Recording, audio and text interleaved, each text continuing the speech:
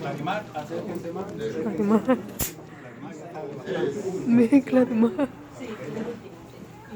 Bueno, bienvenidos, feliz sábado una vez más, ahora a esta sección.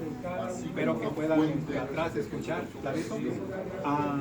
Lo que ustedes escucharon allá anteriormente, la puerta del atrio, que simboliza la puerta de entrada al atrio, todo el atrio, ¿verdad? El santuario del tabernáculo, la puerta, en aquella sección, hasta ahí llegaba el pecador. Quiere decir que ustedes hoy han sido afortunados, han pasado a la siguiente sección. Bueno, recordando es que el pecador traía su ofrenda para el sacrificio, diferentes tipos de ofrenda, ¿verdad? Y el sacerdote lo recibía colgado el animalito para ponerlo en este lugar que ahora es el altar de sacrificio o de holocausto, que significa quemar completamente. Más adelantito, en un próximo minuto, vamos a hacer una demostración de quemar el cordero. Antes quiero recordarles que fue mandato de Dios a Moisés en Éxodo 27 que mandase a construir un altar de madera de acacia de 5 codos de longitud por 5 de largo, completamente cuadrado este mueble, y de altura 4 pies y medio, es lo que equivale a 7 pies y medio, es decir, un poquito más grande. Es la idea, una réplica, ¿verdad? Un santuario terrenal en la antigüedad. Y entonces sigue diciendo la Biblia que le haría cuernos en sus 4 esquinas, cuernos en las 4 esquinas. Los cuernos serán parte del mismo y lo recubriría de bronce.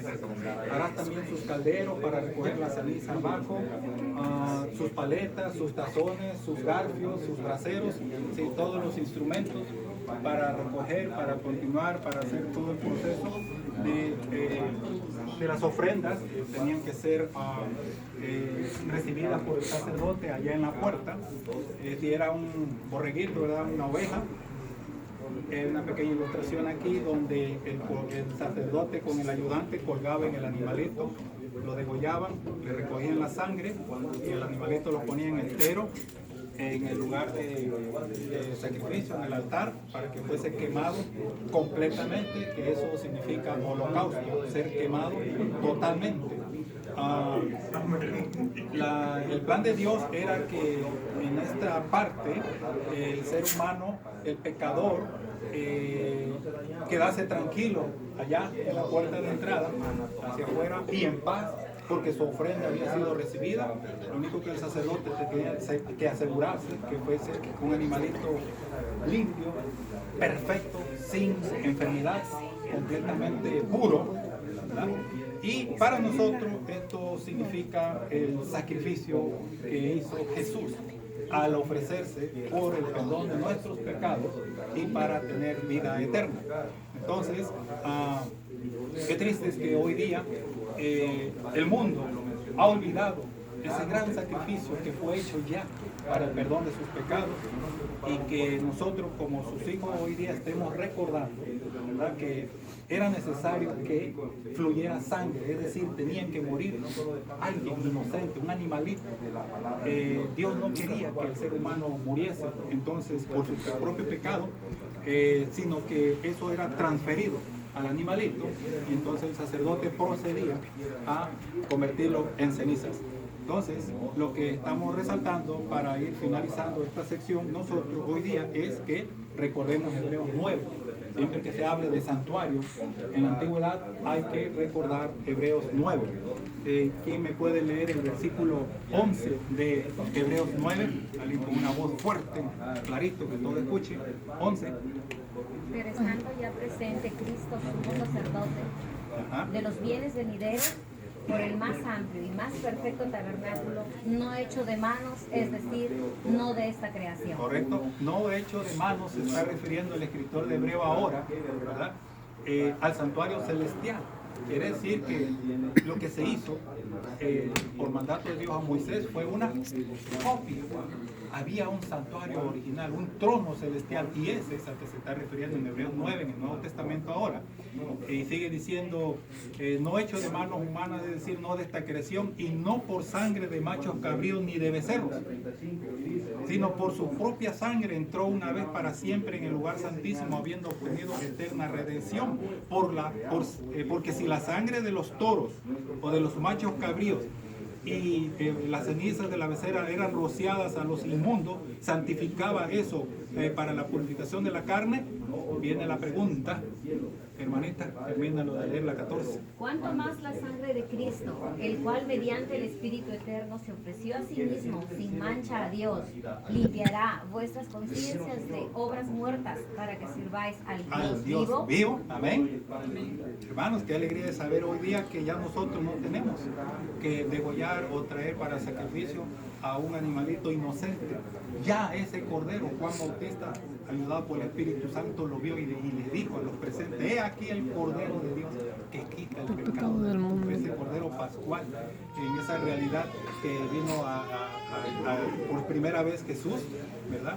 Y qué bueno que ya Él no está con nosotros, sino que está en el santuario celestial. Prometió estar con nosotros todos los días por medio del Espíritu Santo. Ahora está intercediendo por nosotros como el gran sumo sacerdote en el lugar santísimo, en ese santuario celestial al cual nosotros estamos invitados, siempre y cuando tengamos en nuestros corazones, en nuestra vida, aceptado aquel que hizo el único sacrificio perfecto por su única ofrenda que Él fue, que aceptó a sí mismo, que fuese inmolado para perdón de nuestros pecados y para vida eterna. Que Dios les bendiga y continúen adelante.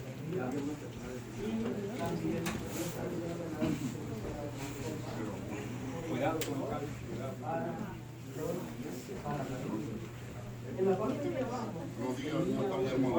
Podemos ir acompañando. Hoy lo voy a tratar de explicar de una forma, digamos, entender acerca del labra. ¿Qué significa? ¿Tiene algo en mente que significa? Se dice que labra en el diccionario es mudanza, pureza. Este es el segundo mueble después del holocausto. Se dice que este mueble fue hecho a través del mandato divino. Si buscamos en Éxodo 30, 17 al 21, alguien que tenga Biblia, había algunas excepciones que el candelabro lo puede leer brevemente. porque cuando el pueblo de Israel Éxodo 30, 17 al 21, ¿qué dice? ¿Es que lo tiene? era el único momento en que ese candelabro pero de lo contrario, Esto es muy interesante para ustedes, los jóvenes que están creciendo, para que tengan idea de cómo Dios funciona a través. Dice, 20 al 21. sí, 30, 20 al 21. hay una lección ¿Quién lo tiene? la presencia Cuando entren en el tabernáculo de reunión, se lavarán con agua para que no mueran. Y cuando se acerquen al altar para ministrar y presentar la ofrenda quemada para Jehová, se lavarán las manos y los pies para que no mueran. Y lo tendrán por estatuto perpetuo él y su descendencia a través de las generaciones, dicho a los sacerdotes. Amén. Esto era un mandato de Dios. la obra Simbolizaba para Dios una pureza eterna. el Espíritu Santo Muchos de ustedes se preguntarán, que no tengo en mí la información, es la dimensión del labra. No la tengo, pero era lo suficiente el que para que llama, una persona es el que cambia, pudiera lavarse es la el que mano. transforma, es el que Se dice que esto fue hecho es la obra. de bronce. ¿Por qué fue hecho de bronce? ¿Alguno de ustedes tiene una idea Por lo tanto, de dónde vino el bronce? No. Se dice que fue hecho de bronce. ¿Por qué? Cuando el pueblo de Israel estuvo en cautiverio en Egipto, y después que el pueblo de Israel fue liberado de Egipto, Dios tuvo un propósito. Uno de los propósitos era poder sacar los materiales esenciales que tenía el pueblo de Egipto para poder traerlo y edificar su tabernáculo. Si buscan en el libro de Éxodo 3, 21 y 22, ¿quién me lo puede leer? Y nosotros llegamos a hacer luces. Esas luces que provienen de Jesús llegan a reflejarse en el Éxodo 3, 21 y 22, ¿qué dice? Y yo daré a este pueblo gracia en los ojos de los egipcios, para que cuando salguéis no vayáis con los manos vacías, sino que pedirá cada mujer a su vecino y a su huésped alhajas de plata, alhajas de oro y vestidos, los cuales podrían sobre vuestros hijos y vuestras hijas, y despojaréis de Egipto. Okay. Si se dan cuenta, el pueblo de Israel al regresar, hermano, fue de una manera útil como Dios pudo a través de su pueblo hacer, como se dice, despojar a Egipcio con materiales en la cual se pudo haber hecho. Se hizo eso. Se dice que esto se hizo a través de los espejos que usaban las mujeres israelíes para poder ver. Estos espejos, al reunirlo todo, eran de bronce. Se sabe que en aquella época no había espejos, pero este material, al pulirlo, se podía identificar la persona a través de su pulido. Se dice que se reunió todo el espejo y se pudo hacer la obra. La razón era de que cuando venía el sumo sacerdote podía verse, cuando él se lavaba la mano, él podía saber dónde parte de su cuerpo estaba sucio, porque se dice que tenían que entrar al tabernáculo de una manera pura, limpia. Este altar de bronce reflejaba lo mínimo que podía tener la persona, en este caso el sacerdote, para que no pudiera morir, porque si tenía algún defecto, de seguro moriría. Se dice en esos 12, 35 y 36 también, que no tiene, que Dios es inteligente, Dios es sutil de la manera como trabaja Dios, nadie lo puede entender, solamente tenemos que confiar que Él sabe la razón y la justificación por qué las cosas pasan. En esos 12, 35 y 36 tenemos una información de cómo pudieron traer todos estos materiales para poder construir el templo. ¿Quién lo tiene? ¿Quién tiene esos 12, 35, 36? E hicieron los hijos de Israel conforme al mandamiento de Moisés, pidiendo de los egipcios alhajas de plata, de oro y vestidos. Y Jehová dio gracias al pueblo delante de los egipcios, y les dieron cuanto pudieron. Así despojaron a los egipcios. Ya nos damos cuenta de dónde consagraron los materiales para poder hacer el tabernáculo. Despojaron al pueblo egipcio. Se dice la historia que el pueblo egipcio no dudaba en darle estos materiales al pueblo de Israel, porque el temor de ellos era que ellos, era tan grande el temor de ellos que lo que les pedía ellos se lo daban. La razón era porque ellos querían que se fueran, y más bien el temor era de que como ya habían matado a los primogénitos, ellos no lo querían hacer. Cualquier cosa que ellos les pedían, ellos se lo daban. Así que si vemos a través de la historia la acumulación de materiales, de dónde vinieron, la razón, entonces podemos darnos cuenta que el ábraco de bronce vino a través de materiales que utilizaban parte de lo que sacaron del pueblo de Egipto. Fue creado para el propósito que Dios le mandó. Ustedes, como saben, el agua representa la pureza, tenía que estar limpio para poder entrar al tabernáculo. Le voy a leer un pequeño resumen de algunas cosas muy significativas que debemos tomar en cuenta acerca de esta fuente de metal y su razón. Dice, En la realidad, Cristo representa tanto la víctima como el sacerdote. Cristo es Cordero de la expiación, así como la fuente de justificación. Mediante la sangre alcanzamos el perdón de los pecados. Por el agua alcanzamos la limpieza de nuestro carácter. La sangre es símbolo de expiación y de muerte. El lavacro de resurrección y de vida. El cordero señala la sangre derramada en la cruz. El sacerdote, la pureza del carácter del mediador. Este pequeño lectura nos da la explicación acerca del simbolismo de lo que significa el lavacro, el agua y la sangre del cordero. Pueden pasar. Sin tocar las cortinas, ellas van a ver.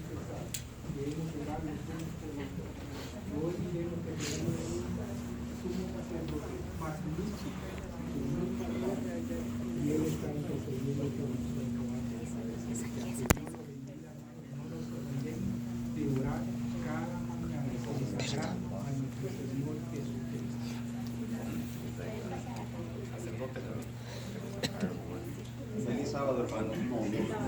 Cuando el sumo sacerdote entraba en el lugar santo del santuario terrenal y él miraba hacia su mano izquierda, ¿qué es lo que veía? Veía un candelabro de oro que tenía 7 brazos. Cuando él miraba a su lado derecho, a su mano derecha, él miraba una mesa como esta, una mesa hecha de madera cubierta por oro. Y la descripción la podemos encontrar en Éxodo 25, para que ustedes lo puedan estudiar más tarde en sus hogares. ¿Y qué se encontraba sobre esa mesa? Sobre esa mesa se encontraban 12 panes, llamados los panes de la proposición, que estaban apilados de 6 en 6. La descripción de los panes también la pueden encontrar en Levítico 24, del 5 al 9. ¿Qué representaba estos 12 panes apilados de 6 en 6? Representaban las 12 tribus de Israel. Ahora nosotros vamos a ver qué verdad bíblica, qué verdad espiritual tiene y encierra el simbolismo de esta mesa con el día de reposo, el día sábado. Cuando Dios sacó al pueblo de Israel de Egipto y lo llevó por el desierto por 40 años, ¿qué es lo que les dio de comer? Les dio maná, el pan del cielo, un pan que ellos no conocían. Entonces Él los llevó por 40 años y les daba. Ellos podían tomar doble porción el día viernes para guardar una porción para el día de reposo. Si ellos guardaban esa porción en día de semana, ¿qué pasaba? Se echaba a perder, se dañaba. Eso es lo que Dios quería que su pueblo aprendiera a depender de Él, a confiar en el Creador. Y esta es la relación que tiene esta mesa. El maná caído del cielo, que Dios quiere que nosotros guardemos el día sábado, no yendo a trabajar, no yendo a buscar el pan de cada día. Porque Jesús sabía de esta situación, del afán que la humanidad tiene acerca de los alimentos. Y en su oración Jesús lo dijo y nos enseñó: danos el pan nuestro de cada día, que no nos afanemos por el mañana, que Dios siempre va a proveer. Por eso tenemos 6 días nosotros para buscar el pan y el 7º día reposarlo, porque Dios es el que provee. Y en Deuteronomio 8:3, cuando ustedes lo lean, van a encontrar un texto bíblico que dice que no solo de pan vive el hombre, sino de la palabra de Dios. Pero en Lucas 4, del 1 al 4, encontramos que Jesús fue tentado en el desierto por Satanás, donde le dijo que convirtiera esas piedras en pan si era el Hijo de Dios. Y Jesús, ¿qué le contestó? Que no solo de pan vive el hombre, sino de toda palabra. Entonces nosotros podemos ver en Mateo 12, del 1 al 8, vamos a encontrar quién es el Señor del sábado. Cuando ustedes lo lean, ahí van a encontrar quién es el Señor del sábado, que es Jesús. Jesús quiere que nosotros dependamos y confiemos de Él en todo, que Él es el proveedor, que Él nos dará lo que nosotros necesitamos al guardar el día sábado, no yendo a trabajar, no yendo a buscar el alimento, porque Él nos proveerá el día sábado del alimento material y del alimento espiritual también. Y vamos a ver la relación espiritual que tiene esta mesa de la proposición con los panes, con el maná caído del cielo con Jesús. Ustedes van a descubrir en Juan 6, ustedes lo van a descubrir en Juan 6, del 30 al 35, quién es el maná. Y lo vamos a leer. Y le dijeron entonces a Jesús, lo cuestionaban pidiéndole señales. ¿Qué señal pues haces tú para que veamos y te creamos? ¿Qué obras haces? Nuestro padre comieron el maná en el desierto, como está escrito, pan del cielo les dio de comer. Y les dijo Jesús, de cierto os digo, no os dio Moisés el pan del cielo, mas mi Padre os da el verdadero pan del cielo. Porque el pan de Dios es aquel que descendió del cielo y da la vida al mundo. Y Jesús les dijo, yo soy el pan de vida, el que a mí viene nunca tendrá hambre, y el que en mí cree nunca tendrá sed. Hermanos, dependamos de Dios, Él es el proveedor, y esta es la relación espiritual que tiene esta mesa de los panes de la proposición, el maná, que nosotros guardemos el día sábado y que aprendamos a depender de Dios. Amén. Pueden pasar. Aquí, por favor. Bien, buenos días a cada uno de ustedes, bendiciones. Como ustedes ven, este es el lugar santo. En la parte del sur está ubicado el candelabro. En Éxodo capítulo 25, versículo 31 al 40, Dios dio instrucciones a Moisés que se labrara un candelabro. Y ese candelabro estaba formado de 6 brazos, uno al lado derecho y el otro al lado, perdón, 3 al lado derecho y 3 al lado izquierdo, y una caña por el medio. Entonces Dios dijo a Moisés que le hiciera 3 manzanas en la parte de los brazos, en la parte de abajo, en cada brazo, y después en la parte de arriba una flor como forma de copa. En la parte de abajo tenía un recipiente. En ese recipiente Dios había dicho que le pusieran aceite de olivo puro. Entonces, cuando ese aceite era colocado, y luego eran colocadas mechas para que esos candeleros en la parte de arriba pudieran producir luz. Ahora, lo más interesante de eso es que este candelabro permanecía encendido siempre, noche y día, siempre. Ahora, pero había en ciertas ocasiones en que Dios había dicho que se apagara ese candelabro. ¿Por qué? Porque el pueblo se mudaba de un lugar a otro. Ahora, yo había dicho que esas luces siempre permanecían encendidas. ¿Qué representa esa luz que siempre permanecía encendido día y noche? Representa la presencia de Dios en el pueblo de Israel, siempre. En la parte de abajo yo les dije a ustedes estaba el aceite. El aceite está representado por el Espíritu Santo. Es la obra del Espíritu Santo trabajando en el pueblo, trabajando en cada uno de sus hijos. Y lo encontramos nosotros más detalladamente en el libro de Zacarías, capítulo 4. En cierta ocasión Zacarías, Dios le mostró una visión a él, donde vio la obra del Espíritu Santo trabajando con su pueblo y con la raza humana en toda la historia. Por eso es que Zacarías dijo, inspirado por el Espíritu Santo, no es con espada ni es con ejército, sino dijo más con mi espíritu, ha dicho Jehová de los ejércitos. La luz en la parte de arriba también representa a Jesús. Jesús dijo en San Juan capítulo 8, dijo él, yo soy la luz del mundo. Y por otro lado él dijo, yo soy la luz que llegó a este mundo. Si Jesús llegó a este mundo, ¿quién es la luz? Entonces quiere decir que el mundo estaba en tinieblas. Y luego dice Jesús, y la luz resplandeció en medio de las tinieblas. Las tinieblas están representadas por el pecado, está representado por el mal. Y sin embargo, esa luz resplandeció en medio de esas tinieblas. Quiere decir que Jesús es la solución para el pecado, es la solución para el mal. Pero también en Mateo capítulo 5, versículos 14 y 15, Jesús le dijo a sus discípulos, ustedes son la luz del mundo. Y él dijo, una ciudad asentada sobre un monte no se puede esconder. Es imposible, todo el mundo lo puede ver porque está en alto. Y él dijo también, una luz no se puede meter debajo de un almud, porque si se coloca entonces nadie puede ver esa luz. Entonces por eso Jesús le dijo a él, ustedes son la luz del mundo. En otras palabras, si Jesús es la luz mayor, la luz, entonces quiere decir que de esa luz refleja esa luz hacia nosotros, hacia aquellos que han aceptado a Jesús como su único salvador personal.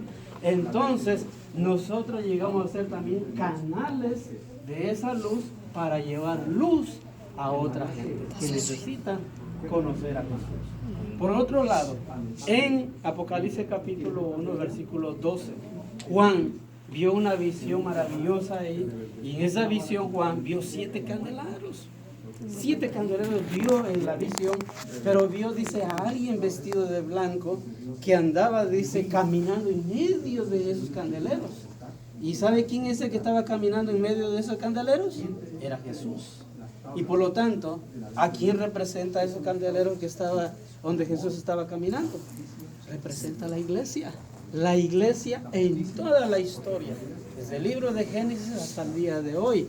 Jesús era y sigue siendo Dios. Y sigue llamando a la gente a través de la obra del Espíritu Santo. En San Juan capítulo 16, dice San Juan que Jesús es el que convence a las personas de pecado. Es el que llama, es el que busca, es el que transforma, es el que cambia a las personas a través de la obra del Espíritu Santo. Pero también la luz del candelabro en el santuario también está relacionado con Gálatas capítulo 5, donde habla de los frutos del Espíritu Santo, donde habla acerca del amor, acerca de la paciencia, acerca de la paz, acerca de lo que el gozo y de lo que Dios da a su iglesia. Por lo tanto, para cerrar estas dos cosas digo, número 1, en el santuario nosotros encontramos el tema central del santuario es Jesús. Es Jesús.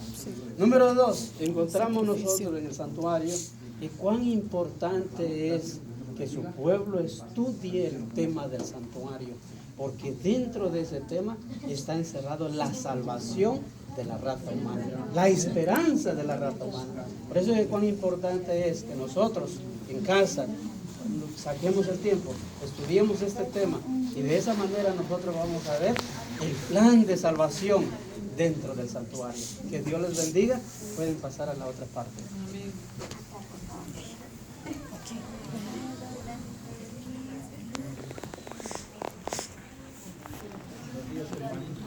Bienvenidos. Como ya han escuchado las diferentes explicaciones, los diferentes muebles que hay en el lugar, en este lugar. Este es el altar del incienso. Éxodo capítulo 30, versículo 1 dice: y harás asimismo un altar de sahumerio o de incienso, de perfume, de madera de sitín lo harás. Este mueble está hecho de madera fina, por supuesto, porque para Dios hay que hacer lo mejor, y Él pide lo mejor de cada uno de nosotros. Cubierto totalmente de oro. ¿Qué se imagina cuando nosotros vayamos al cielo y podamos ver esos muebles hechos allá arriba, ¿verdad? O podamos transportarnos en el pasado y poder ver las cosas que el pueblo de Israel hizo, un mueble precioso, ¿verdad? Con 4 anillos alrededor y unas varas. ¿Para qué significan estas varas? Para cargarlo y que nadie lo tocara. Para que fueran cargadas y llevadas, transportadas cuando el pueblo de Israel se movía de un lugar a otro a través del desierto. La confección del incienso, de las aromas, fueron dadas exclusivamente por Dios. Y dice 34, versículo 34 dice: dijo aún el Señor a Moisés: tómate aroma, extracte y uña olorosa, y gálbano aromático e incienso limpio, de todo en igual peso. Dios está dándole instrucciones a Moisés de cómo debía de hacerse. Y dice, y harás de ello una confección aromática de obra de perfumador, bien mezclada, pura y santa. Y molerás alguna de ellas, pulverizándola, y la pondrás delante del testimonio en el tabernáculo de la congregación, donde yo te testificaré de mí. Era el lugar donde Dios se comunicaba con su pueblo. Os será cosa santísima. Como la confección que harás, no os haréis otra según su composición, y te será cosa sagrada para el Señor. Mire lo que dice el 38. Cualquiera quisiere otra como ella para olerla, será cortado de su pueblo. En la palabra de Dios encontramos también de que los hijos de Elí, cuando comenzaron a tomar y a hacer cosas extrañas dentro del santuario y trataron de poner fuego extraños delante de Dios, fueron consumidos, porque la palabra de Dios, cuando Dios da unas instrucciones, Él quiere que sea la obedezcamos al pie de la letra. Y todo esto apuntaba a Jesucristo. El sacerdote llegaba después de pasar por los diferentes departamentos y ofrecía incenso, aroma agradable.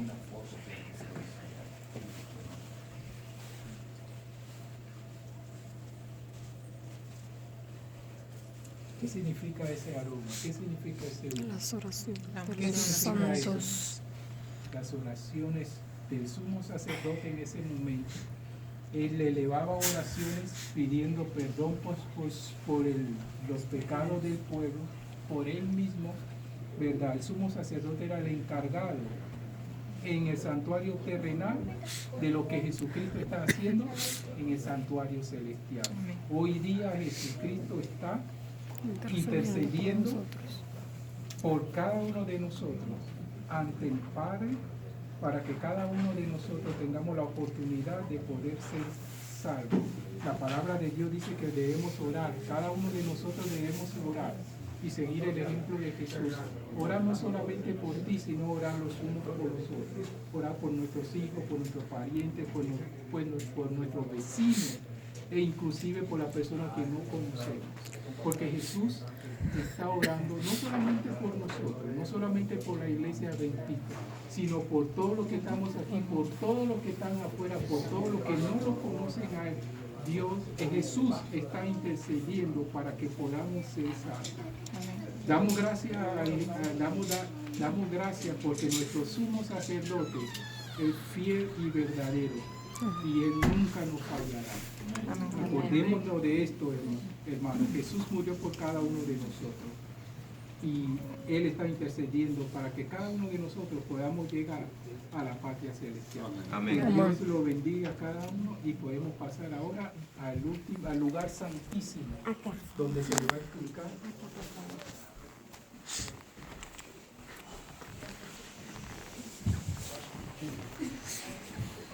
Los 10 hermanos, ir acomodando y alrededor.